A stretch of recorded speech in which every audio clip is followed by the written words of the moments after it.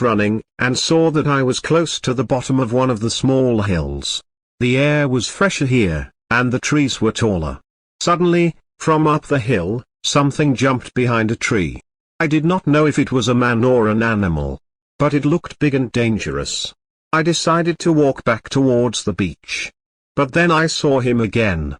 I realized it was a man. But he was running very fast from tree to tree. I remembered that I had a gun, and this made me feel safer.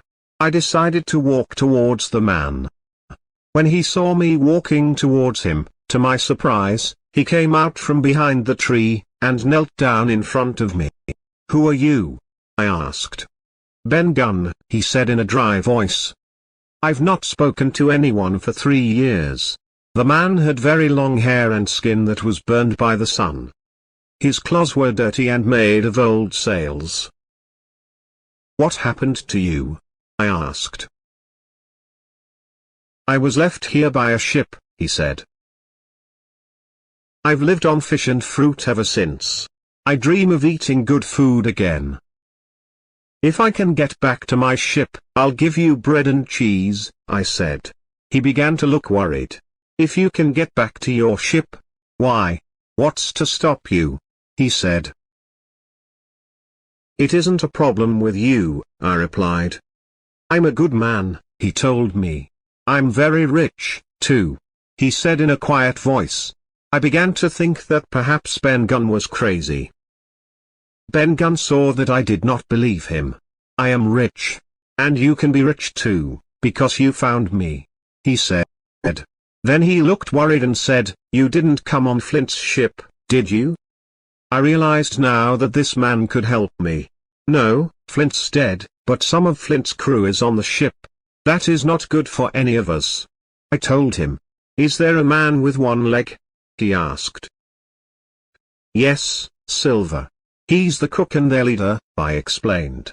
"If you work for Silver, I'm finished," he said. I decided to tell him my story from the start, and he looked very interested. "You're a good boy," he said at the end. "Don't worry, you can trust me. Do you think that Trelawney would give me money and allow me to come home on the ship if I helped him?" he asked. "Of course," I replied. "And he'll need your help on the ship home, I'm sure." "You're right," he said. "You know, I was on Flint's ship when he hid the treasure here. He was with 6 men and they were on the island for about a week. We waited for them on a ship called the Walrus. One day, Flint returned to the ship on his own. The other 6 men were dead. We don't know how he did it. Billy Bones and Long John Silver were with me on the ship. They asked Flint where the treasure was. You can go on the island and look for it," he said. "But you'll be there on your own. I'm taking this ship home."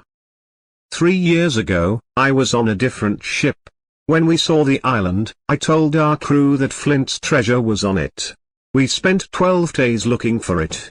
They were not happy when we found nothing. One day, they went back to the ship and told me I could stay. "Here's a gun and a spade. You can look for the treasure on your own," they said. "So, you tell Trelawney, I would prefer to work for a man I can trust like him, than with a group of pirates." "I'll tell him, but how can I return to my ship from here?" I asked him. "I have a boat. I made it myself.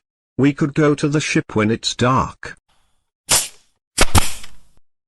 Suddenly, we heard the sound of a gun. "They have started to fight," I said. "We must be quick." I began to run back with Ben. He gave me directions, and ran easily next to me. We heard more guns, then I saw a flag flying above some trees.